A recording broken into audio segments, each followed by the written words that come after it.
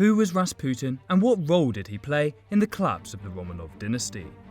On the 30th of December 1916, a body was thrown over the Petrovsky Bridge in St. Petersburg, Russia. The body was wrapped in blood-soaked cloth as a result of the 3 gunshot wounds it had recently sustained. Behind the signature beard and unwashed hair was the face of a Siberian peasant, a mystic healer, a self-proclaimed holy man, and a cultural icon. His name was Grigori Rasputin, and only a few weeks after his body was thrown in the icy Malaya Nevka River, the February Revolution saw the collapse of the Romanov dynasty. Grigori Rasputin was born in Pokrovskoye, a small village in Siberia, a land of Russia's criminal, religious and political exiles.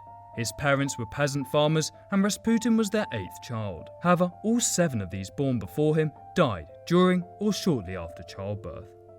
Much of Rasputin's early life remains unclear as a result of limited archival records and later fabrication. Despite this, we know that Rasputin more than likely received no formal education and remained illiterate into early adulthood. It is also generally accepted that his youth was defined, in many ways, by his disorderly and often criminal engagements. Later, perhaps fleeing punishment for his role in stealing a horse or evoked by a spiritual epiphany, Rasputin departed his village. Leaving his wife and children behind, Rasputin, aged 28, embarked on a religious pilgrimage. A deeply religious man, Rasputin had been on previous pilgrimages. However, it was during this journey to the St. Nicholas monastery that Grigori's life was transformed forever.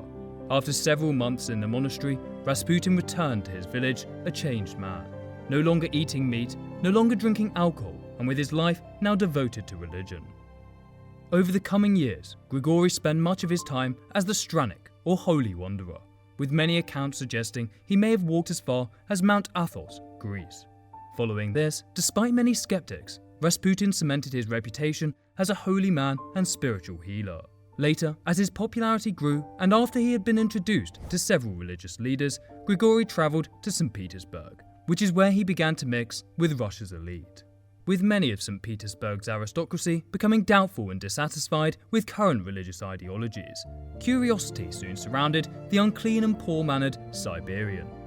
With his intense stare and uncompromising strange behaviour, Rasputin soon became recognized throughout the city as a legitimate holy man. Despite this, while some saw Rasputin's teachings as visionary and prophetic, others saw him as no more than a religious charlatan, a master manipulator who had gained his reputation through a series of convincing lies. Regardless, Rasputin's teachings, divine or not, catalyzed his rapid ascendancy to a position of significant influence. Through members of the aristocracy such as Princess Militsa and Princess Anastasia, with whom Rasputin had formed close friendships, he was ultimately introduced to the Tsar on the 1st of November 1905.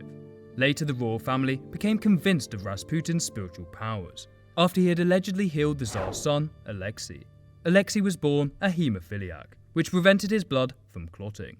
After a severe cut, the boy was left bleeding uncontrollably, and upon the appearance of Rasputin, who forced doctors to step aside, astonishingly, Alexei began to heal. We now know that Rasputin had likely healed Alexei after preventing doctors from administering aspirin, which would have worsened Alexei's condition.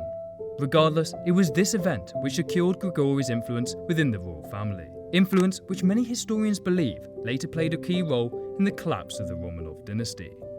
Believing that Rasputin was able to heal her son's affliction, Tsarina Alexandra formed a deep connection to Grigori. Consequently, Rasputin became a key figure with the royal entourage. Later, after Alexei had developed a life-threatening hemorrhage, Rasputin wrote to Alexandra stating, "God has seen your tears and heard your prayers. Do not grieve, the little one will not die. Do not allow the doctors to bother him too much." 2 days later, Alexei had miraculously recovered. One of the royal doctors later said Rasputin would come in, walk up to the patient, look at him and spit. The bleeding would stop in no time. How could the Empress not trust Rasputin after that? Deeming him essential to her son's survival, Rasputin's enchantment over the Tsarina and her husband grew, paralleling his increased political influence.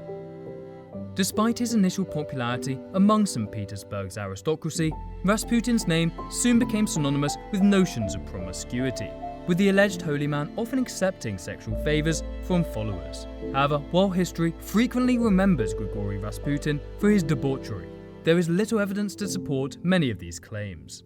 Resultantly, some historians now believe that most of these accusations were a result of anti-royalist propaganda, an attempt to undermine the already weakening Romanov dynasty. While there is widespread skepticism regarding the authenticity of many theories surrounding Rasputin's sexual escapades, it seems fairly certain that some are true, with multiple accusations of rape and manipulation alongside rumours emerging of a secret relationship between him and the Tsarina, and suggestions that he may have taken advantage of the Tsar's teenage daughters. Rasputin's list of enemies soon grew. This list included members of the church who soon denounced Grigori as a heretic and suggested that he was harnessing the powers of the devil. With the increase of his political influence, many began to see Rasputin as a threat, with some even insinuating that he determined the Tsar's decisions. One far-right politician suggested the Tsar's ministers had been turned into marionettes whose threads have been taken firmly in hand by Rasputin and Empress Alexandra. World War I, the dissolution of feudalism, the Tsarina's German heritage, and Russia's economic desperation provoked many to question the royalist system which controlled the country. This mass dissolution regarding the already crumbling Romanov dynasty was compounded by the damage to the Tsar's reputation Rasputin had evoked. With Grigori's tarnished reputation and suggestions of his unrestrained influence on the royals, many Russians saw this as the final straw. Despised by many politicians and members of the church, Rasputin had to now sleep with one eye open, knowing that many would risk their lives to see him dead.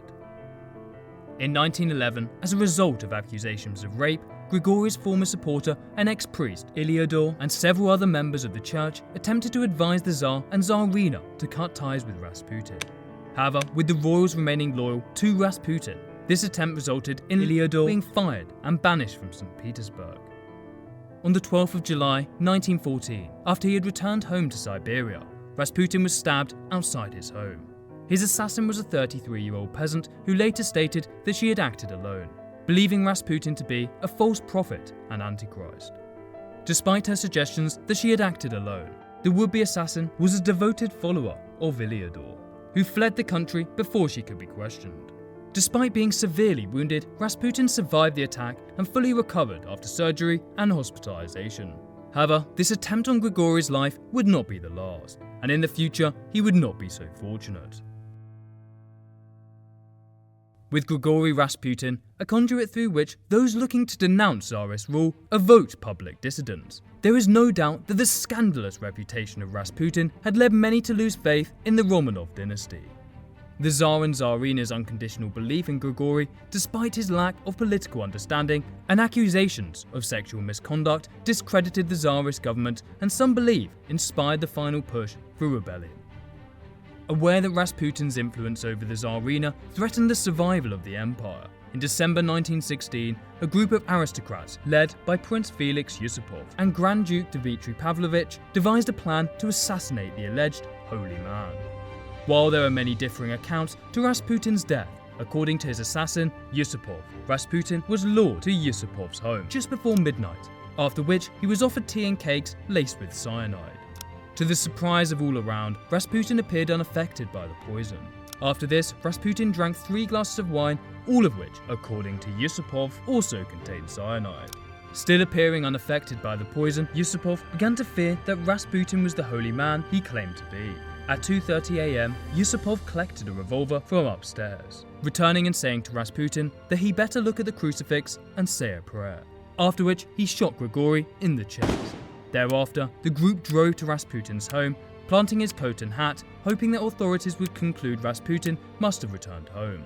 When they returned to the palace, Yusupov entered the basement to check that Rasputin was dead. To Yusupov's horror, Rasputin leapt up and attacked him, before chasing him upstairs. Upon reaching the courtyard, Rasputin was shot twice, finally killing him.